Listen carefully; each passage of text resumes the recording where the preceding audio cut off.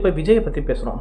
மாநாடு ஆல்ரெடி ஒரு வீடியோஸ் போட்டிருந்தேன். ஸோ இனிமேல் அவருடைய மாநாடு சக்ஸஸா இல்லையா, ஆப்போனண்ட்லேருந்து என்னென்ன குற்றச்சாட்டு வைக்கிறாங்க, என்னென்ன விமர்சனம் வைக்கிறாங்க, அது வந்து உண்மையாக பொய்யா எப்படி போச்சுன்ட்டு பார்க்கலாம். இன்னொரு விஷயம், என்னென்ன விமர்சனம் ஆப்போனண்ட்டாக இருக்கிறோம், அது பொய்யா வைக்கிறாங்களா உண்மையாக வைக்கிறாங்களா இப்படின்ட்டு இவர் வந்து ஜெயிச்சிருக்காரா இல்லையான்னு பார்க்கலாம். ஃபஸ்ட்டு மாநாடு வந்து ஆப்போசிட்லேருந்து வைக்கிற குற்றச்சாட்டு என்னென்னு பார்த்தீங்கன்னா, சரியாக நடத்தலை, வேறு என்ன சொல்லுவாங்க, இப்படி தான் சொல்லுவாங்க, சரியான இடத்துல நிர்வாகம் சரியில்லை, அது சரியில்லை, இது சரியில்லை, தண்ணி வரல, அது வரல, இது வரலன்னு சொல்லிட்டு நிறைய ஏகப்பட்டதாக அடிக்கிட்டு போகிறாங்க. இதெல்லாம் ஒரு கூட்டமா அப்படின்னு சொல்லிட்டு கொச்சை பத்திரம் மாதிரிலாம் நிறைய பேசுகிறாங்க. ஒரு பிரபலமான ஒரு ஃபேஸ்னால் பார்க்குறது எல்லோரும் வருவாங்க தான், அதை வச்சுலாம் சொல்லிட முடியாது இவர் ஜெயிப்பார், இது ஓட்டாக கன்வெர்ட் ஆகும்னு சொல்ல முடியாதுன்னு இன்னொரு விமர்சனம். இன்னொன்று, வந்தவங்களுக்கு யாருக்கும் வந்து உணவு இல்லை, சாப்பாடு இல்லை, தண்ணி இல்லை, அது இல்லை, இது இல்லைன்னு சொல்லிட்டு இது கட்டுப்பாடு இல்லாத இது ஒன்று, இந்த மாதிரி நிறைய வைக்கிறாங்க. சரி, நான் ஒன்றே ஒன்று சொல்லிக்கிறேன். ஃபஸ்ட்டு, இது கட்டுப்பாடோடு நடக்கிறதுக்கு ஆர்மி கிடையாது.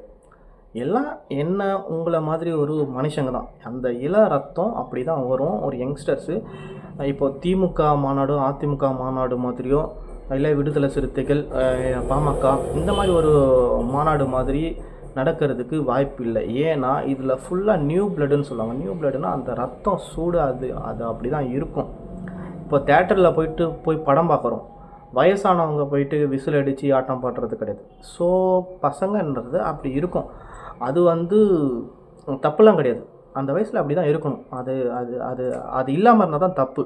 ஸோ அதை பொறுத்த வரைக்கும் இவங்க பார்க்க வர்றது எல்லாம் வந்து சும்மா விஜய் ஃபேஸை பார்க்க வராங்க. விஜய் ஃபேஸை பார்க்கவே வரட்டுமே, உங்களுடைய இதுபடியே வச்சுக்கோமே. இது வந்து ஏதோ பக்கத்து தெருவில் நடக்கிறது இல்லை, நம்ம வீட்டுக்கு பக்கத்தில் 4வது தெருவில், 2வது தெருவில் வந்து நடக்கிறதில்ல, மெயின் ரோட்டில் நடக்கிறதில்ல. ஸோ ரொம்ப தள்ளி இருக்கிற மதுரையில் ஒரு தனியான ஒரு இடத்துல தான் வைக்கிறாங்க. ஸோ மதுரை பீப்புள்ஸ் அங்கேருந்து வர்றதுக்கே இதுக்கு வந்து கொஞ்சம் நேரம் ஆகும். அப்படி இருக்கும்போது மூளை முடுக்கில் எவ்வளோ தூரம் அவங்க மணி ஸ்பெண்ட் பண்ணணும், அவங்க டைம் ஸ்பெண்ட் பண்ணணும், அவங்க ஜாப் ஸ்கிப் பண்ணணும். இவங்க இவ்வளோ சிரமப்பட்டு ஒருத்தவங்களை வந்து பார்க்கணும். நீங்கள் சொல்கிற மாதிரி அவரை ஃபேஸை பார்க்கணுன்னு வர்றதே வந்து பெரிய விஷயம் தானே. அது வந்து எப்படி ஓட்டாக கன்வெர்ட் ஆகாதுன்னு எப்படி சொல்கிறீங்க? ஸோ இவங்களுக்கும் தெரியும் அது ஓட்டாக கன்வெர்ட் ஆகும்னு சொல்லிட்டு அந்த பயத்தில் இவங்க இப்படி தான் பிரச்சாரம் பண்ணுவாங்க. அது தப்பே கிடையாது அவங்க பண்ணுறதுல, ஆப்போசிட் சைட்லேருந்து. அதுதான் பாலிடிக்ஸ், அது கன்ஃபார்ம். அதுதான் விஜய் ஃபஸ்ட்டே பேசிட்டார். ஸோ இதில் வந்து எந்த இதுவும் அதே மாதிரி பார்த்திங்கன்னா, ஒரு சிலர் ரொம்ப கேவலமாக, ரொம்ப அநாகரிகமான ஒரு இது வைக்கிறாங்க. என்னென்னு பார்த்தீங்கன்னா, இப்போ சாட்டை துறைமுருகன் எக்ஸாம்பிள் சொல்கிறவங்க நிறைய பேர் இருக்கிறாங்க. சாட்டை துறைமுருகன் பார்த்திங்கன்னா, அந்த நீங்கள் வந்து பொதுமக்கள், அதாவது அந்த தொண்டர்களையும் குறை சொல்கிறீங்க. தொண்டர் ஃபேன்ஸு இவங்களை ரொம்ப அனாவசியமே பேசுகிறீங்க. ஆனால் சத்தியமாக சொல்கிறேன், விஜய் ஃபேன்ஸு நல்ல ஃபேன்ஸு எனக்கு தெரிஞ்சு. விஜய் தொண்டர்கள் இல்லைனா இந்த மாதிரிலாம் பேசும்போது எனக்கு கோபம் வருது. அப்படி யாராவது ஒரு இது பண்ணிட்டு உங்கள் மேலே வந்து சண்டை போடுறதும், கையை வைக்கிறது வர்றதும், இல்லை அடிதடி அந்த மாதிரி நடந்துட்டால் என்ன பண்ணுவீங்க? நீங்கள் வந்து ஒரு விமர்சனம் எங்கே வைக்கணும்னா, இப்போ விஜய் தலைவர் விஜய் பேசினாரா, அதில் ஏதாவது விமர்சனம் இருக்கா, சரியாக பேசியிருக்காரா இல்லையா, அந்த கட்சியோட இது சரியாக இருக்கா இல்லையா, இதை பேசலாம். பொலிட்டிக்கல் லெவலில் என்ன வேணாலும் பேசலாம். அந்த விமர்சனம் அவர் வந்து பொது வாழ்வில் வந்துட்டாருன்னா அதை பேசலாம். அதை விட்டுட்டு விசிலடிச்சான் அணில் குஞ்சுகள் அப்படி இப்படி இவனுங்க சரியில்லை, அந்த ஒரு தொண்டர்கள் ரசிகர் மனப்பான்மையை கூட இருக்கட்டும், அவங்கள பேசுறதுக்கு உங்களுக்கு என்ன ரைட்ஸ் இருக்குது? அது வந்து ரொம்ப அநாகரிகமான உங்களுடைய வன்மத்தை காட்டுது. யாரும் பேரை குறிப்பிடணும்னு பார்க்கல, பட் எனக்கு நான் ஸ்ட்ரைக் ஆச்சு டக்குன்னு. மற்ற நிறைய பேர் பேசுகிறாங்க, பட் பார்த்திங்கன்னா இவர் வந்து நம்ம மைண்டில் ஸ்டோரேஜ் ஆகுறாரு சாட்டை. அதுக்கடுத்தது இந்த பத்திரிகையாளர் என்ற பேரில் வந்து நிறைய பேர் ஒரு சார்பாக நடந்துக்கிறாங்க. ஸோ பத்திரிகையாளர்ன்றபோது பொதுவாக நடக்கணும். அப்புறம் பத்திரிகையாளர், இந்த விமர்சகர், இந்த பேரில் ஏன் வரணும்?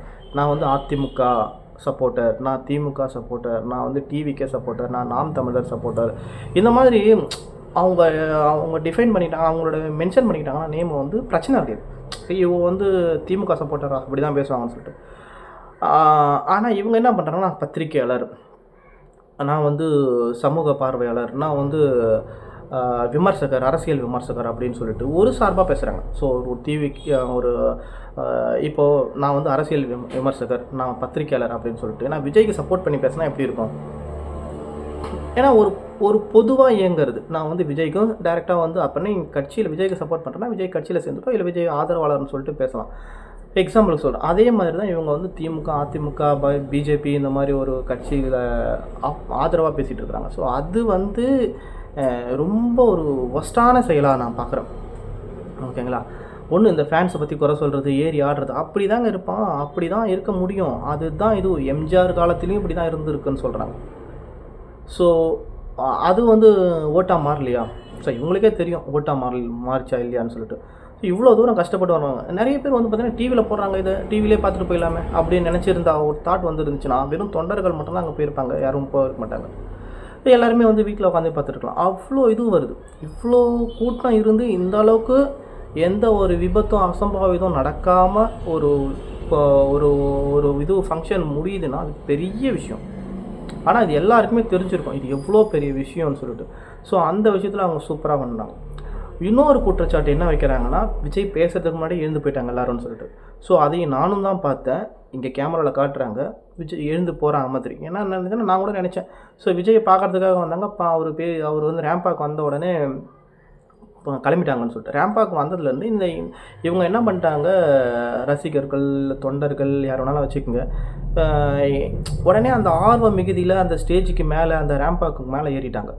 ஸோ அதனால் வந்து பார்த்திங்கன்னா விஜய் ஃபேஸே வந்து பவுன்சர்ஸ்க்கு நிறைய வந்துட்டாங்க, நிறைய மேடையில் ஏறிட்டாங்க, அந்த ரேம்பாக்கில் ஏறி ஸ்டேஜில் ஏறிட்டாங்க. பொதுமக்களுக்கு பார்க்க முடியல, விஜயோட ஃபேஸு விசிபிள் ஆகும். அது ஒரு டிசப்பாயின்மெண்ட்டாக தான் இருக்கும். ஸோ அதெல்லாம் குறைய சொல்ல முடியாது, அப்படி தான் இருப்பாங்க. கட்டுக்கோப்பாக இருக்கிறதுக்குன்னு அவங்க வயசானவங்க கிடையாது. இல்லை இது வந்து எங்கேயோ வந்து ஒரு இதுவில் இருந்து கூப்பிட்டு வந்தது கிடையாது, யூனிஃபார்ம் போட்டு போலீஸ் மாதிரி கிடையாது, ஆர்மி ஒரு ஃபோர்ஸ் கிடையாது. இது தண்ணி அடிச்சா வந்தவங்க அப்படி தான் இருப்பாங்க. அவங்களுக்கு ஏதோ ட்ரைனிங் கொடுத்து இப்படி இருக்கணும், அப்படி இருக்கணும், லெஃப்ட்டில் ரைட்டு சொல்லிட்டு வாங்கன்னு சொல்கிறதெல்லாம் இருக்க முடியாது. ஸோ அப்படி தான் இருப்பாங்க. அவங்களோட இங்கேருந்து வருது, உள்ளேருந்து வருது. ஓகேங்களா? ஸோ இதில் வந்து 100% சக்ஸஸ்ஃபுல் தான், அதில் எந்த ஒரு இதுவும் கிடையாது.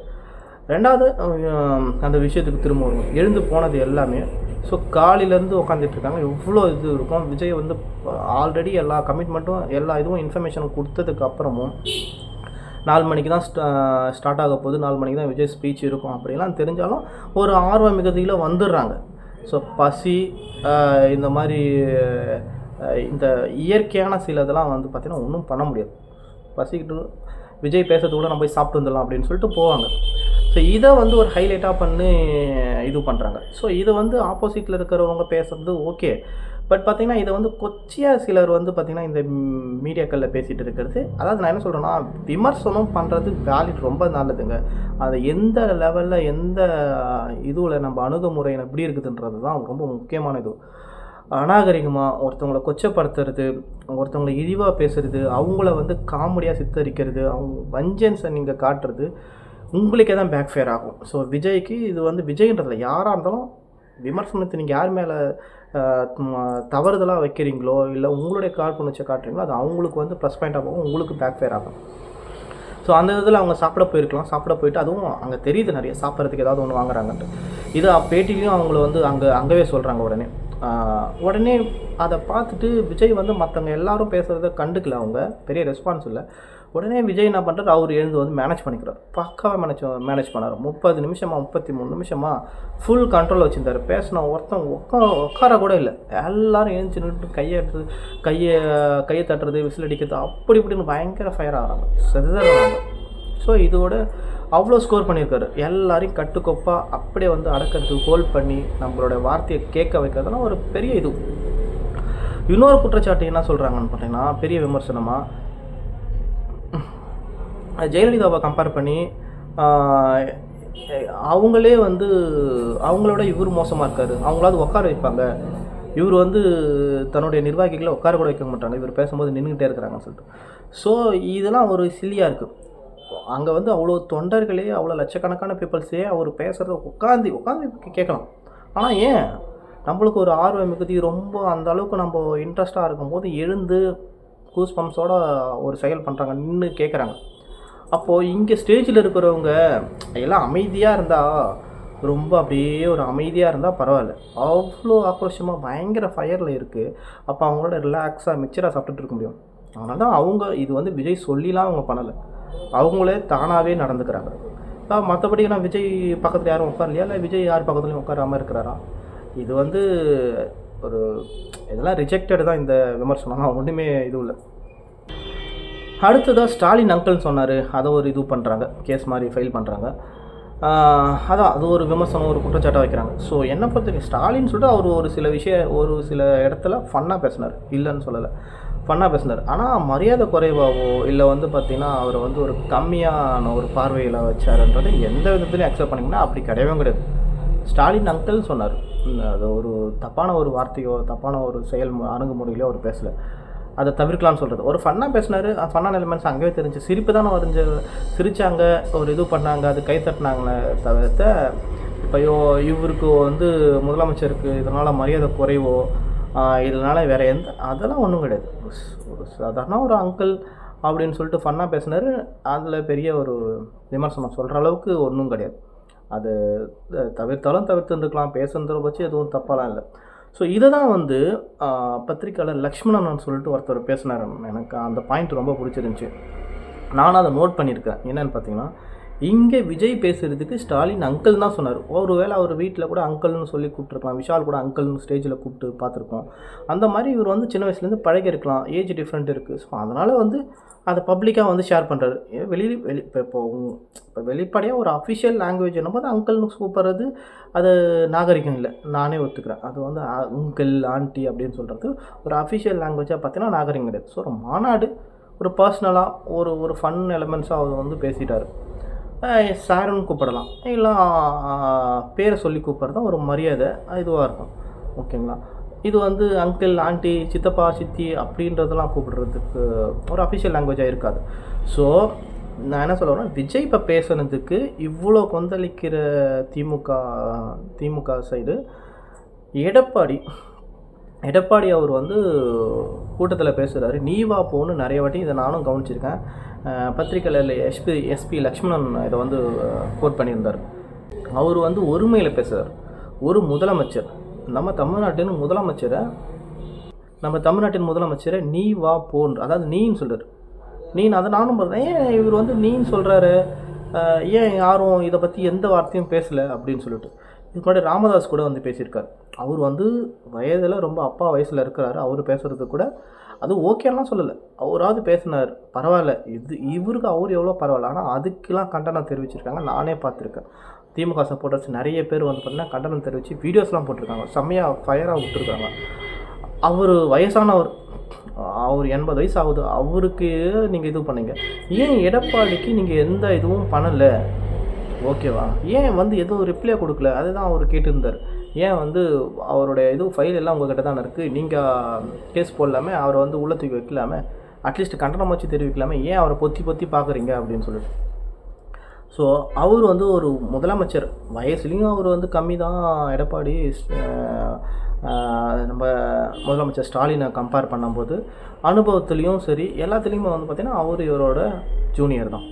ஸோ அப்படி இருக்கும்போது அவர் வந்து உனக்கு என்னப்பா அப்படின்லாம் நிறைய ஸ்டேஜில் இப்போது இதுவில் போகிறாரு பாருங்கள் பிரச்சாரத்துக்கு, அதெல்லாம் நானே பார்த்துருக்கேன். உனக்கு என்னப்பா அப்படின்னு சொல்லிட்டு அந்த மாதிரி ஒன்று சொல்கிறது, உன்னால் முடியாது, நீ இல்லை உங்கள் அப்பா வந்தால் கூட முடியாது அப்படின்லாம் சொல்லியிருக்காரு. ஸோ இதெல்லாம் விமர்சனமாக இருக்கணும். மற்றபடி தனி மனுஷனோட மரியாதையை என்றைக்கும் வந்து குறைக்கிற மாதிரி இருக்கக்கூடாது. ஸோ அந்த வேலையை அவர் பண்ணிக்கிறார். இன்றைக்கி வந்து அங்கிள் சொன்னது உங்களுக்கு வந்து இப்படி ஆகிடுச்சு. ஸோ என்னென்னா இங்கே இவ்வளோ மக்கள் பார்த்துட்டு இருக்கிறாங்க, இதை வந்து ஒரு ஒரு ஒரு சாதாரண விஷயமாக போயிடுச்சு. அவருடைய இமேஜ் அப்பான்னு சொல்கிறாங்களா, அந்த இமேஜை உடைக்கிற மாதிரி இருக்குதுன்றதுக்காக நீங்கள் திருப்பி ரிப்ளை கொடுக்குறீங்க. அன்றைக்கி வந்து பார்த்திங்கன்னா இப்போது எடப்பாடி பேசுறது பெருசாக யாருக்கும் தெரியாது, அதனால் அதை வந்து விட்டுறீங்க. ஆனால் உங்களுக்கு வந்து சுயமரியாதைன்னு சொல்கிறீங்க, எல்லாத்துக்குமே சின்ன கல் எறிஞ்சாப்ப நீங்கள் சுயமரியாதைன்னு என்ன, நம்மளுடைய சுயமரியாதையும் நம்ம ஒருத்தவங்க கிட்ட விடக்கூடாது, அடகு வைக்கக்கூடாது. அடுத்தவங்களுடைய தன்மானத்தையும் நம்ம வந்து பார்க்கணும். அடுத்தவங்களை யாரையும் நம்ம வந்து தெரிஞ்சோ சுயமரியாதை அவங்களுக்கு ஒரு ரெஸ்பெக்ட் இல்லாமல் பேசக்கூடாது. ஸோ இதை பண்ணலை, அதை தான் அவர் கேட்டிருந்தார், அதை தான் நானும் இங்கே வைக்கிறேன். ஸோ ஸ்டாலின் அங்கிள் சொன்னதுக்கு இந்த தான் ரிப்ளை. அதில் நீங்கள் அப்படி பொங்குறதா இருந்தால் நீங்கள் அங்கேயும் பொங்கியிருக்கணும். அதோட அவர் ஒருமையில் பேசியிருந்தார் எடப்பாடி.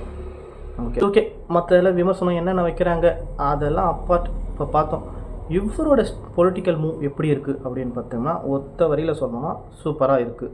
ஸோ இதனுடைய எலாபரேட்டாக நம்ம உள்ளே போய் பார்க்கலாம் எப்படி சூப்பராக இருக்குதுன்னு சொல்கிறான்னு பார்த்தீங்கன்னா